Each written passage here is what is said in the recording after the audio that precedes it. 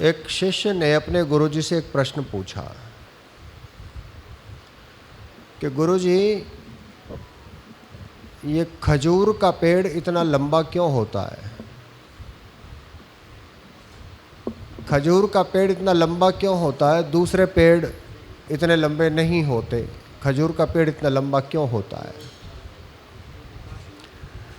गुरुजी ने उत्तर दिया, क्योंकि खजूर का पेड़ एक ही तरफ को बढ़ता है, दूसरे पेड़ चारों तरफ को बढ़ते हैं, इसलिए छोटे रह जाते हैं। खजूर का पेड़ एक ही तरफ बढ़ता है, इसलिए लंबा हो जाता है।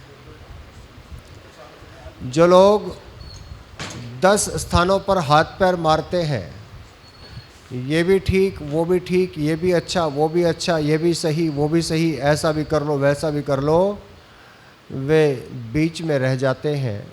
और जिनके मस्तिष्क में सत्य का ज्ञान सुदृढ़ हो चुका है और जो एक ही दिशा में गति करते हैं, वो आगे ही आगे बढ़ते चले जाते हैं, अंततोगत्वा अपने लक्ष्य को प्राप्त कर लेते हैं। वेद का एक मंत्र आता है, क्योंकि वेद प्रचार समारोह है।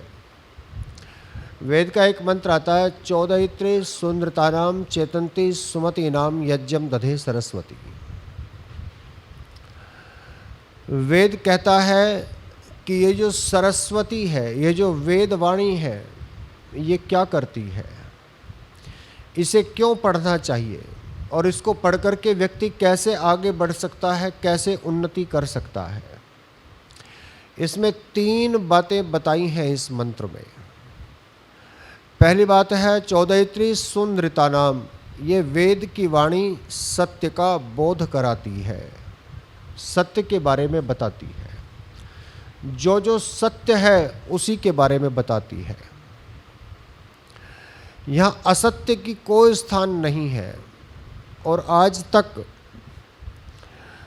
वेद के किसी भी मंत्र में, वेद के किसी भी शब्द में या वेद के किसी भी अक्षर में, एक वर्ण में भी कोई असंगतता, कोई असत्यता या किसी प्रकार का दोष कोई सिद्ध नहीं कर पाया आज तक भी। ये वेदवाणी की महत्ता है, इसलिए विद्वान लोग इस वेदवाणी का आश्रय करते हैं, वेद के ही मार्ग पर चलते हैं, इसी को सत्य मान करके इसी को चुन लेते हैं।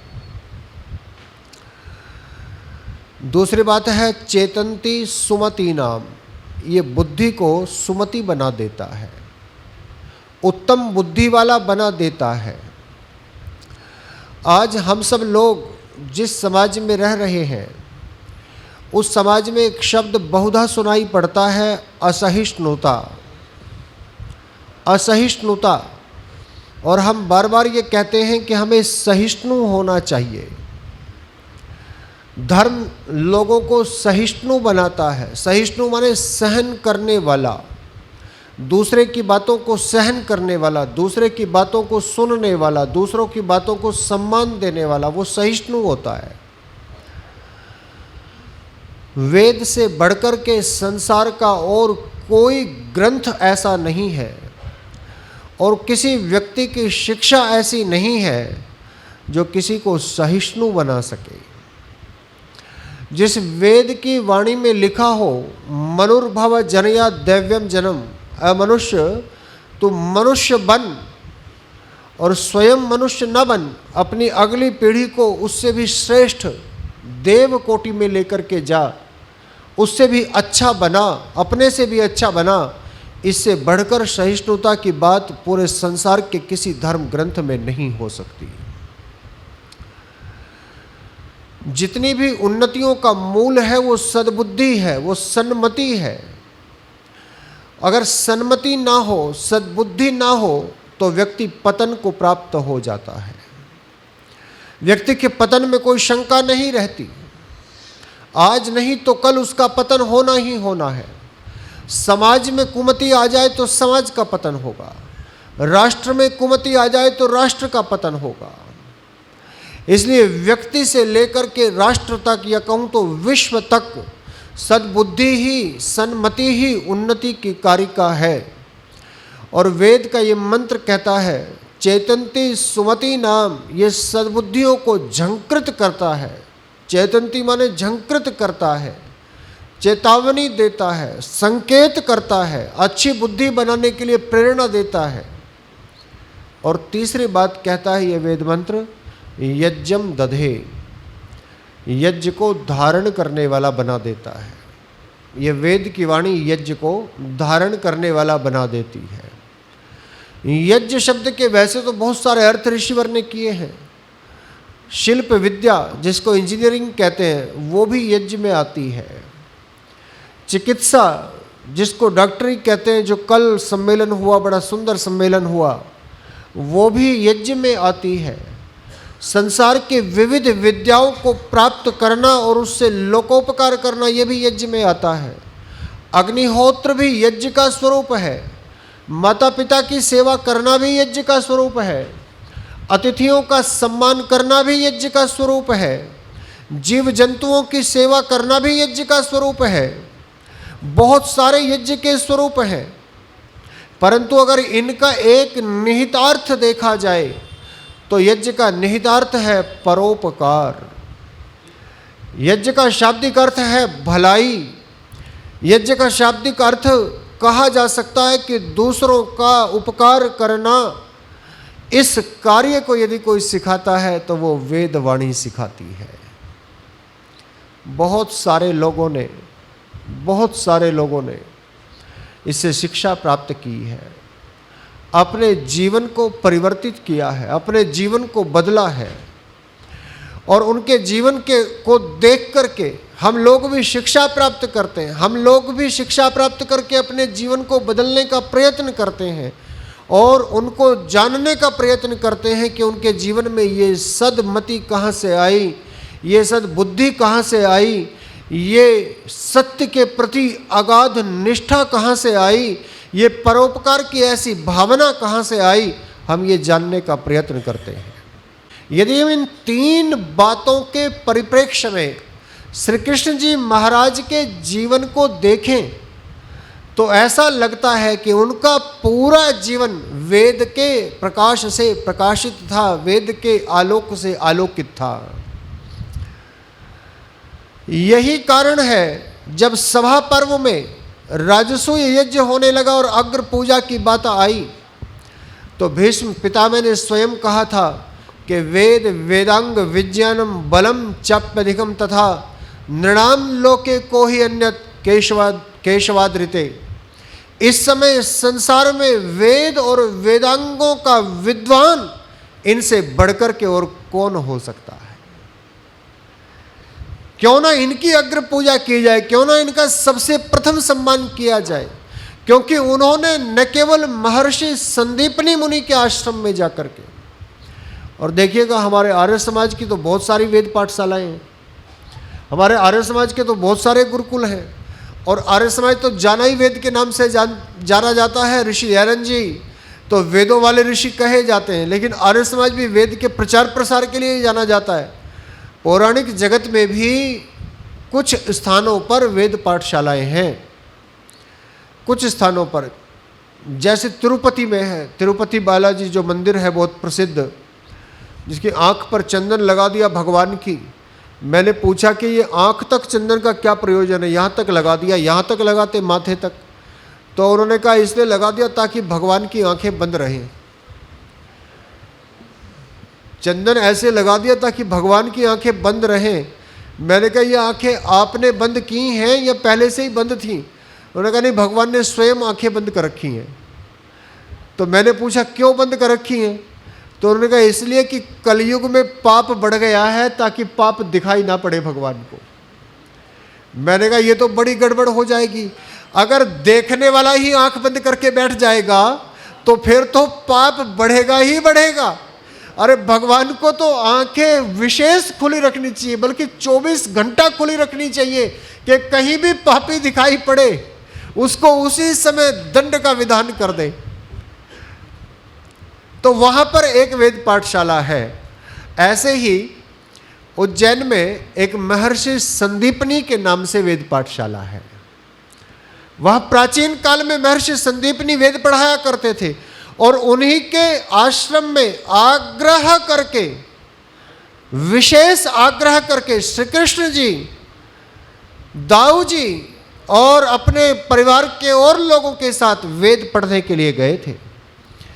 जिस समय कंस का वध किया श्री कृष्ण जी ने, उस समय अगर चाहते तो राजा बन सकते थे, राजा की पदवी प्राप्त कर सकते थे, क्योंकि ये नियम है कि जो किसी राजा को परास्त करता है वही उसके राज्य का अधिकारी होता है, उसके राज्य पर बैठने का अधिकारी होता है।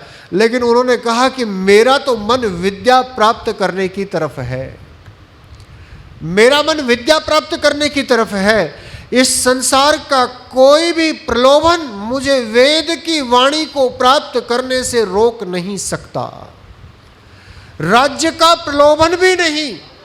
मैं सूखे चने खा लूंगा, मैं रूखा भोजन कर लूंगा, मैं नंगे पैर रह लूंगा, मैं कठोर साधना कर लूंगा, लेकिन मैं वेद की वाणी को अवश्य ही प्राप्त करूंगा। ऐसे योगीराज श्री कृष्ण जी महाराज का जीवन तो हम हर वर्ष बनाते हैं, प्रतिवर्ष बनाते हैं, लेकिन आर्य समाज को छोड़ करके और कोई वेद पढ़ने का उद्योग नहीं करता। अच्छा, आर्य समाज की स्थापना तो अभी हुई 150 वर्ष पहले। 150 वर्ष से पहले तो आर्य समाज नहीं था, लेकिन श्रावणी का पर्व तो पहले से मनाया जाता है और इसको ऋषि तर्पण के नाम से जानते हैं। और उस दिन प्राचीन काल की परंपरा रही है, पहले से ये परंपरा रही है कि ऋषि लोग वेद पढ़ने पढ़ाने का प्रारंभ किया करते थे।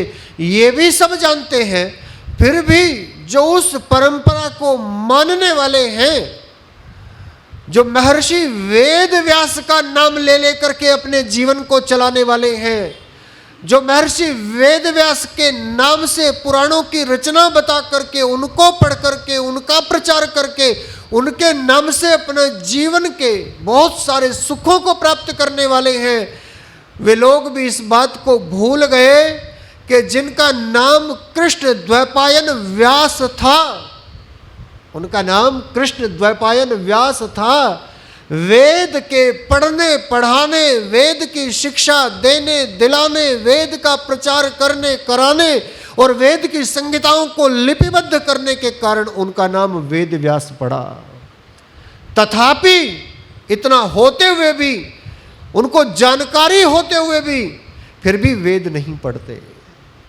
उन लोगों को शिक्षा लेनी चाहिए योगीराज श्री कृष्ण जी के जीवन से, कि वो योगीराज श्री कृष्ण जिनको वो कहते हैं कि वो जन्म से ही प्रतिभाशाली थे, जिनको कहते हैं कि जन्म से ही दिव्य गुणों से युक्त थे, अगर वो जन्म से प्रतिभाशाली थे, अगर वो जन्म से दिव्य गुणों से युक्त थे, अगर वो जन्म से ही परमेश्वर की दी हुई विशेष शक्तियों से युक्त थे, तब तो और भी आवश्यक है कि उनके द्वारा किए हुए एक एक कार्य का हमें अनुसरण करना चाहिए। और इससे बढ़कर के और क्या कार्य होगा कि कंस का वध करने के बाद उन्होंने अपनी इच्छा प्रकट की कि मैं वेद पढ़ने के लिए जाऊंगा, और वेद पढ़ने के लिए गए, वेद पढ़ा, पूर्ण ब्रह्मचर्य का पालन करते हुए वेद पढ़ा, वेद को पढ़ करके सिर्फ पढ़ा नहीं, उसकी शिक्षाओं के अनुरूप अपने जीवन में आचरण में भी लेकर के आए। वेद कहता है 14 सुनृता नाम सत्य के पथ पर चलने का बल देती है, ये वेदवाणी। और लोग कहते हैं यदा यदा ही धर्मस्य ग्लानिर्भवति भारत अभ्युत्थानमधर्मस्य तदात्मानं सृजाम्यहम्। स्वामी समर्पणानंद जी महाराज से किसी ने पूछा कि इसमें तो अवतारवाद लिखा हुआ है गीता में, गीता में तो श्री कृष्ण जी महाराज स्वयं कहते हैं कि मैं जन्म लेकर के बार बार आऊंगा। स्वामी समर्पणानंद जी महाराज का हृदय गदगद हो गया, हृदय भर आया, रुंधे हुए कंठ से उन्होंने कहा यही तो उस योगी की महत्ता है, यही तो उस योगी की महानता है, यही तो उस ऋषिकल्प व्यक्ति की, जिसने अपना पूरा जीवन चारों आश्रमों के प्रयोग में ब्रह्मचर्य, गृहस्थ, वानप्रस्थ और संन्यास आश्रम के द्वारा जीते हुए वेद की वाणी को आत्मसात करते हुए बिताया, यही तो उनकी महत्ता है। उन्होंने कहा, इसका देखिए अर्थ, उसका एक अर्थ तो आपने सुन ही रखा है, दूसरा अर्थ स्वामी जी कहते हैं कि उन्होंने कहा, योगीराज श्री कृष्ण महाराज धर्म के पालन के लिए इतने आग्रही थे, जैसे संसार में किसी व्यक्ति का किसी से विरोध हो जाए, वैर हो जाए और क्रोध बहुत आए उसको, तो वो क्या कहता है उसको, मुझे चाहे 7 जन्म लेने पड़े पर तुझे नहीं छोड़ूंगा। बोलो कहता है कि नहीं ऐसा? अरे हाँ ना, कुछ तो बोलो। चाहे 7 जन्म लेने पड़े, चाहे इस जन्म के बाद बार बार धरती पर आना पड़े, चाहे कुछ भी कर गुजरना पड़े, पर तुझे नहीं छोड़ूंगा। ऐसे श्री कृष्ण जी महाराज कह रहे हैं, चाहे मुझे बार बार जन्म लेकर के आना पड़े, लेकिन मैं अधर्म की वृद्धि और धर्म का नाश होते हुए नहीं देख सकता। क्योंकि वेद कहता है 14 इत्री सुंदरताना। श्री कृष्ण जी महाराज के जीवन में ये वेद के मंत्र की जो मैंने पहली बात बताई, ये उनके जीवन में पग पग पर दिखाई पड़ती है, स्थान स्थान पर दिखाई पड़ती है। दुर्योधन से कोई उनका व्यक्तिगत द्वेष थोड़ा ही था। दुर्योधन तो खुद उनके पास सहायता मांगने के लिए आया था। दुर्योधन तो उनके बड़े भाई बलराम जी का शिष्य था, उनसे गदा विद्या सीखी थी। और दुर्योधन तो चाहता था कि अपने पुत्र का विवाह किंवा अपना ही विवाह उनकी बहन के साथ हो जाए। बलराम जी भी यही चाहते थे, परंतु ऐसा नहीं हुआ। श्री कृष्ण जी ने ऐसा नहीं होने दिया, क्योंकि श्री कृष्ण जी नहीं चाहते थे। वो अधर्म को और अधर्म का पालन करने वाले किसी व्यक्ति को बिल्कुल बिल्कुल पसंद नहीं करते थे, वो बिल्कुल नहीं चाहते थे, और वो अधर्म का समूल नाश कर देना चाहते थे। और एक बात थी, अधर्म के नाश के लिए बहुत सारे लोग होते हैं। बाद में भी आपने सुने होंगे, भारतवर्ष में बहुत सारे ऐसे हुए कि उन्होंने कहा कि हम युद्ध की भूमि में जाकर के भी धर्म का ही पालन करेंगे, उससे डिगेंगे नहीं। श्री कृष्ण जी महाराज ने एक नई चेतना बताई। उन्होंने कहा, अधर्मी का नाश करना ही सबसे बड़ा धर्म है, चाहे उसके लिए कुछ भी करना पड़े। देखिए, जरासंध के यहाँ गए, उनको पता था कि जरासंध को सीधे युद्ध में हराना संभव नहीं है, तो अर्जुन को और भीम को ब्राह्मण का वेश बना करके ले गए, और वेश बना करके ले गए। जरासंध ने यज्ञशाला में ठहराया और कहा कि मैं अभी राज्य कार्यों में व्यस्त हूँ, थोड़ी देर में आता हूँ। आ गए और कहने लगे, बताइए। उन्होंने कहा, हमने सुना आप ब्राह्मणों को वो देते हैं जो भी वो मांगते हैं। जरासंध ने छूटते ही ये बात कही कि आपके लक्षण लगते नहीं है कहीं से कि आप ब्राह्मण हो।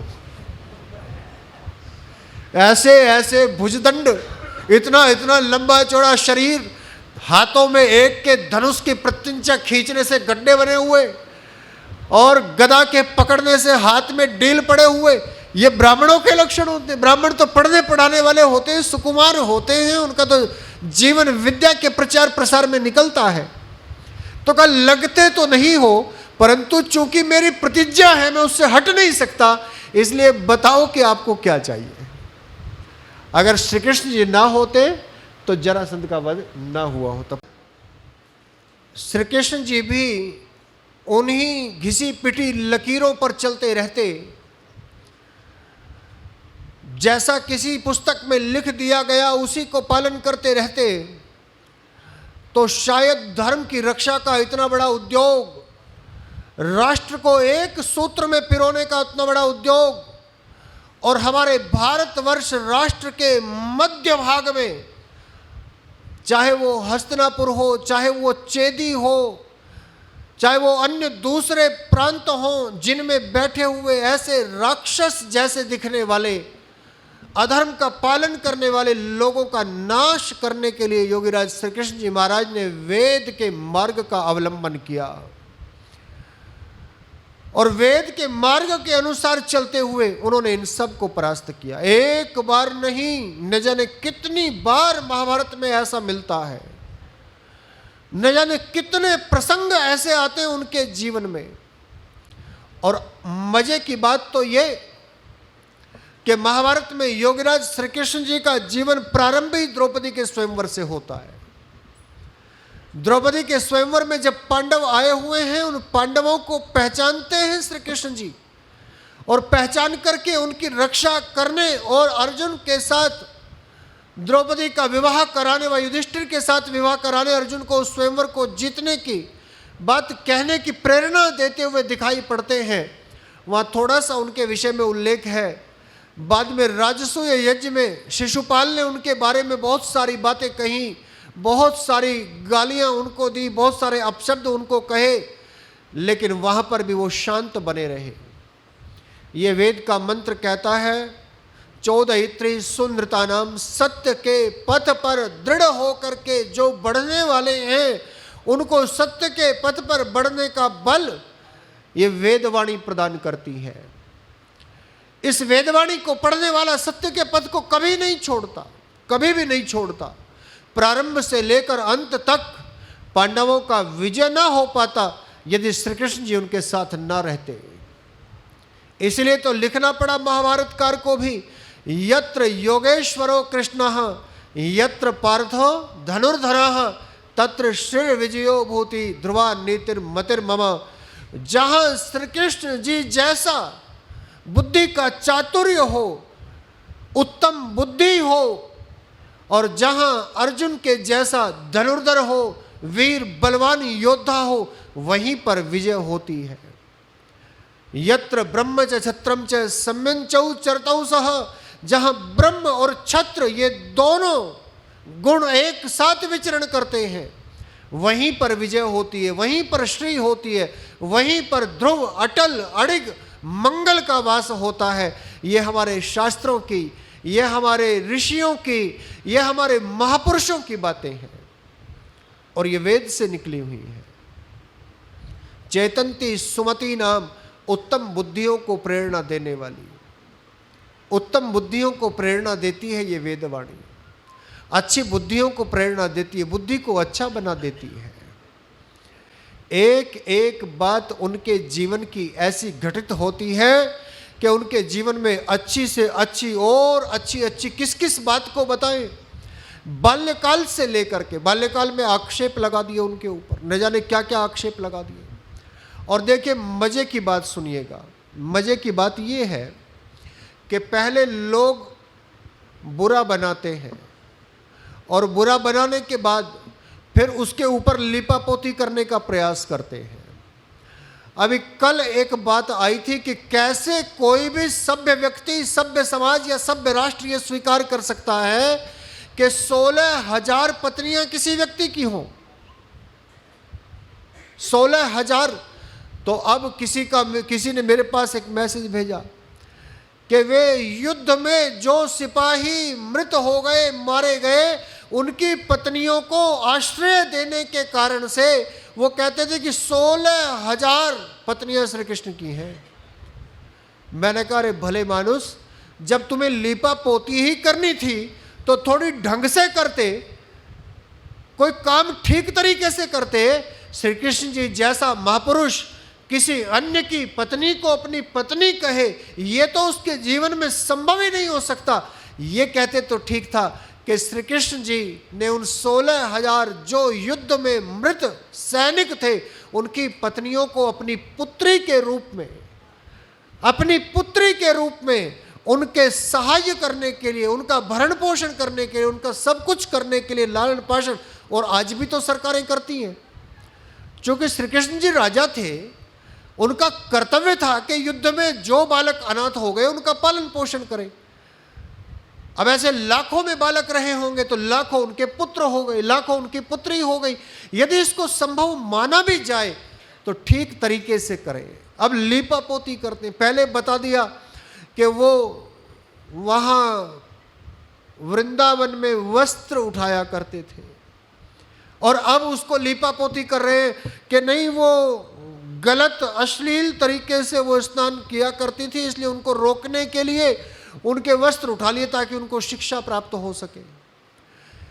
फिर कहते हैं कि वो मटकी फोड़ दिया करते थे, कंकड़ मार करके, पत्थर मार करके मटकी फोड़ दिया करते थे। और अब कहते हैं कि कंस के यहाँ पर जो दूध घी सप्लाई करने वाले लोग थे, तो कंस को कमजोर करने के लिए, आप तो पूर्व सैनिक रहे, आप जानते हैं कि सप्लाई चेन को काट दो। किसी सेना को कमजोर करना हो तो उसकी सप्लाई चेन को काट दो, जिससे सेना को भोजन ना मिले, वस्त्र ना मिले, औषधियां ना मिले, सेनाएं कमजोर हो जाएंगी। तो ऐसे ही वो कंस की जो सप्लाई लाइन थी, जहां से दूध जाता था, घी जाता था, मक्खन जाता था, उसको रोकने के लिए उन्होंने मटकियां फोड़ी। अब बाद में ऐसा ऐसा कहते, पहले तो मिला दिया, परंतु पूरी महाभारत में एक भी ऐसा प्रसंग नहीं जिसमें श्री कृष्ण जी महाराज के बारे में ऐसा लिखा हो। मुझे नहीं लगता ऋषि दयानंद जी ने दो महापुरुषों के अलावा श्री कृष्ण जी महाराज के बारे में और गुरु गोविंद सिंह जी के बारे में, मैंने ऋषि दयानंद जी को जितना पढ़ा है, बहुत ज़्यादा तो नहीं पढ़ा, पर जितना पढ़ा, मैं ये कहता हूँ मैंने बहुत ज़्यादा नहीं पढ़ा, पर जितना पढ़ा है, इन दो महापुरुषों के बारे में बड़े प्रशंसा सूचक वाक्य लिखे हैं। लेकिन जितना योगीराज श्री कृष्ण जी के बारे में लिखा है, इतना और किसी के विषय में नहीं लिखा। ऋषिवर लिखते हैं कि महाभारत में श्री कृष्ण जी का चरित्र अत्युत्तम था, अति उत्तम था। उन्होंने जन्म से मरण पर्यंत कोई भी बुरा काम किया हो, ऐसा महाभारत में कहीं नहीं मिलता। ये कोई छोटी बात नहीं है किसी के बारे में ऐसा कह देना, और वो भी उस व्यक्ति के बारे में कह देना जो व्यक्ति आज ना हो, जन्म से मृत्यु पर्यंत कोई भी काम किया हो, ऐसा नहीं मिलता। मुझे ऐसा लगता है कि इन पुराणों में सबसे ज़्यादा पुरानी शायद ये भागवत पुराण रही होगी, क्योंकि भागवत पुराण में भी जिस राधा के साथ श्री कृष्ण जी को जोड़ करके रास लीलाएं प्रचलित हो गई, जिस राधा के साथ श्री कृष्ण जी को जोड़ करके आज भी नासमझ बालक और बालिकाओं को नृत्य कराए जाते हैं धर्म के नाम पर, जिस राधा के नाम पर श्री कृष्ण जी के साथ में जोड़ करके बंगाल से लेकर के और गुजरात तक न जाने कितने कितने अभद्र तरीके से उनके चरित्र को दिखाया जाता है, उसका नाम तक भागवत पुराण में नहीं है। भागवत पुराण में नहीं है। जो पुराण की कथा करने वाले, मैंने एक दिन बताई थी ये बात, अनिरुद्ध आचार्य जी उस दिन मेरठ में आए हुए थे, इसलिए मैंने उनको सुना। उसमें मेरठ में न्यूज आ जाती है मोबाइल में।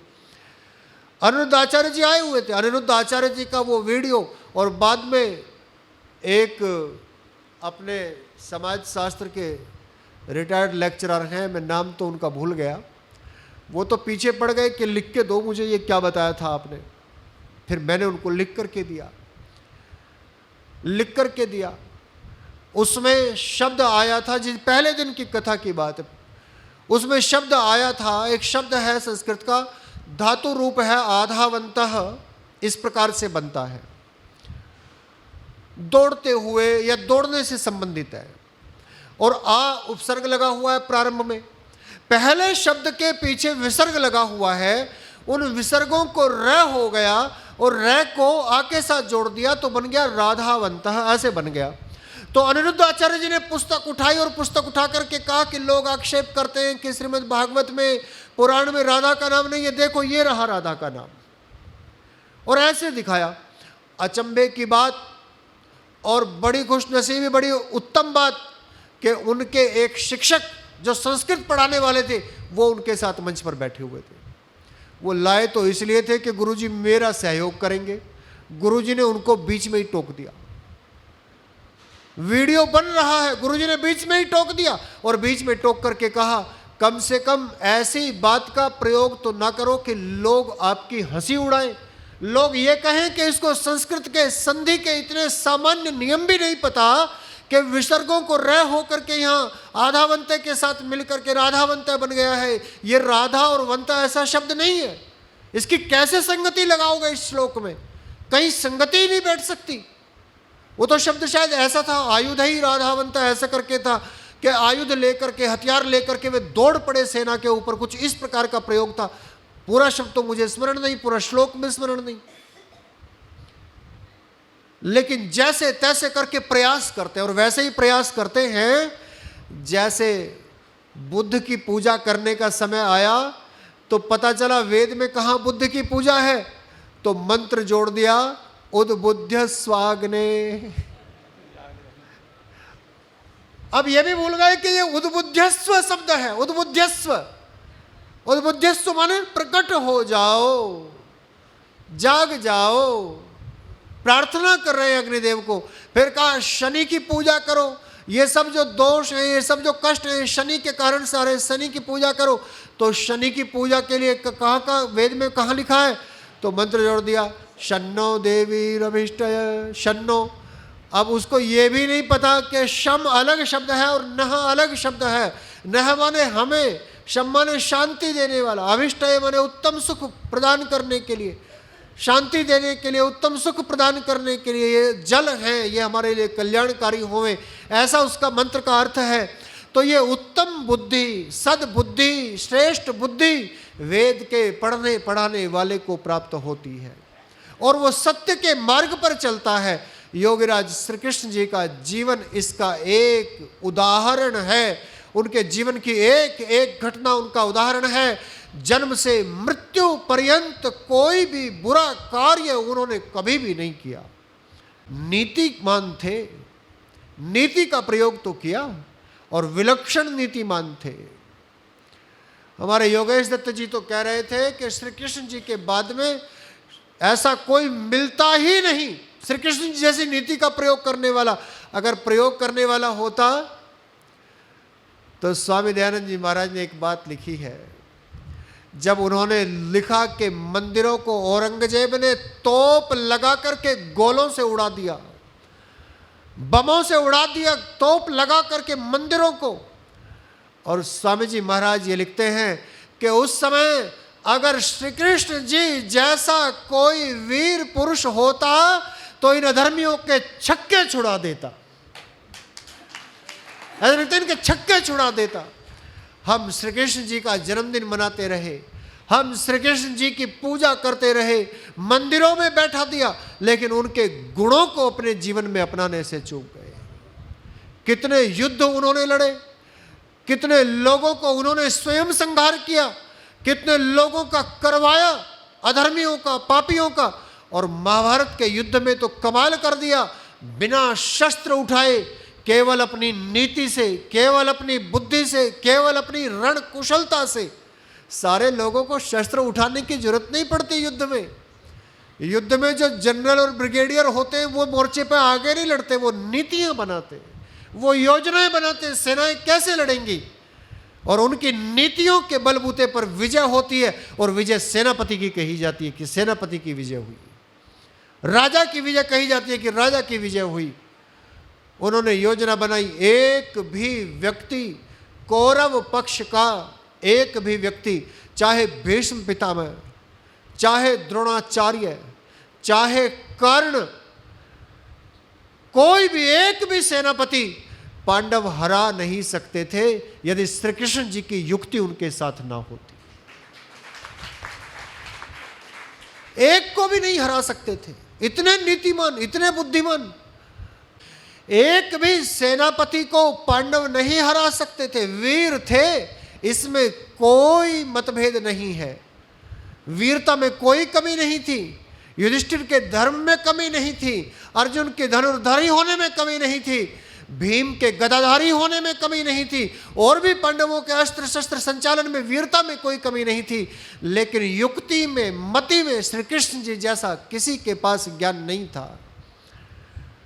एक एक को करके, और दूसरों की तो बात क्या करें, हम हमेशा इस बात को सुनाते हैं, हमेशा इस बात को सुनाते हैं कि अगर श्री कृष्ण जी ना होते तो पांडव तो आपस में लड़ करके ही नष्ट हो गए होते। ये बात कितनी बार आपने सुनी होगी, कितनी बार सुनाई गई कि पांडव आपस में लड़ करके नष्ट हो गए होते। जब युधिष्ठिर ने अर्जुन के गांडीव को बुरा भला कहा कि धिक्कार है तुझे और धिक्कार है तेरे गांडीव को, तो अर्जुन तो तलवार खींच करके खड़ा हो गया कि मेरे साथ युद्ध करो, मैंने प्रतिज्ञा की हुई है, जो मेरे गांडीव को धिक्कार बोलेगा मुझे कह ले, कोई बात नहीं, कोई फर्क नहीं पड़ता, लेकिन मेरे धनुष के बारे में अगर एक शब्द भी बोला किसी ने तो बस ठीक नहीं होगा, अब युद्ध करना पड़ेगा, या तो मैं रहूंगा या तो आप रहोगे। दोनों भाई लड़ने लगे। श्री कृष्ण जी ने रोका और रोक करके अर्जुन को कहा कि अर्जुन बस एक काम कर, अपने बड़े भाई को तू शब्द का प्रयोग करके, अब शब्द का प्रयोग करके बोल दे। बड़े भाई को तू अगर छोटा भाई कह दे तो उस बड़े भाई की मृत्यु ही समझनी चाहिए। ऐसा समझ करके युधिष्ठिर समझ ले मारा गया और तू जीत गया, बचा लिया पांडवों को। युद्ध के बाद भी हमेशा सत प्रेरणा देते रहे। युधिष्ठिर को राजा बनाने के बाद भी कैसे राज्य का पालन करना है इसका विस्तृत उल्लेख महाभारत में मिलता है। तात्पर्य कि हमेशा सद्बुद्धि से, सुमति से कार्य किया, क्योंकि वेद के पढ़ने पढ़ाने वाले थे। और तीसरी बात है यज्ञम दधे, यज्ञ को धारण कर लेता है वेद पढ़ने वाला। उसका जीवन अपने लिए नहीं होता, उसका जीवन परोपकार के लिए होता है, उसका जीवन दूसरों की भलाई के लिए होता है। वो अपने सुखों की कामना नहीं करता, वो अपने सुखों की इच्छा नहीं करता। जब दूत बनकर के गए दुर्योधन के पास, धृतराष्ट्र के पास, पांडवों का दूत बन करके, और इतना बड़ा राजा दूत बन करके गया। कौरवों ने तो संजय को भेजा था, जो सारथी था, जो सूत था, उसको भेजा था दूत बना करके संजय को। और उधर से श्री कृष्ण जी महाराज ने कहा कि मैं जाऊंगा, मैं प्रयास करूंगा एक बार समझाने का, मैं कोशिश करता हूं एक बार समझाने के लिए। वहां पर गए, भव्य स्वागत हुआ। दुर्योधन ने कोई कमी नहीं छोड़ी उनके स्वागत की, क्योंकि दुर्योधन पहले से ही चाहता था ये मेरी तरफ आ जाए, मेरी बात मान ले, मेरे कहने के अनुसार चले। भव्य स्वागत हुआ। और जब सायंकाल भोजन का समय आया, दुर्योधन ने कहा आइए भोजन करने चलते हैं। तो श्री कृष्ण जी महाराज ने कहा कि नहीं, भोजन करने नहीं जाऊंगा। दो कारणों से किसी के घर भोजन किया जाता है। या तो प्रेम से भोजन किया जाता है, जब कोई व्यक्ति किसी से प्रेम करता है, किसी का अपना कोई हो तो उसके घर भोजन करता है, और या आपत्ति काल में भोजन करता है। भोजन ना मिल रहा हो तो आपत्ति काल में भोजन करता है। श्री कृष्ण जी जैसा खरा खरा बोलने वाला व्यक्ति उसके राज्य में खड़े हैं, हस्तिनापुर में खड़े हैं, और वहीं पर कह रहे हैं कि दुर्योधन तुझसे प्रेम तो मेरा है नहीं, और आपत्ति में मैं हूं नहीं, प्रेम में तुझसे करता नहीं और आपत्ति में मैं हूं नहीं, इसलिए तेरे घर भोजन का प्रश्न ही नहीं उठता। दुर्योधन के मेवा छोड़े साग विदुर घर खायो। विदुर जी के घर पे जाकर के साग खाया, विदुर जी के घर पर के खाया। और ये केवल इतनी बात नहीं थी कि साग खाना था, ये केवल इतनी बात नहीं थी, ये डिप्लोमेसी थी। ये डिप्लोमेसी थी कि जिनके साथ लड़ाई करनी है वहां भी एक आध आदमी अपना होना चाहिए, उसको बना करके रखो। समय पर सूचनाएं मिल जाएंगी, समय पर पता चल जाएगा क्या क्या तैयारियां हो रही है, कौन कौन से धनुष, कौन कौन से बाण, कौन कौन सी तैयारी है इनकी।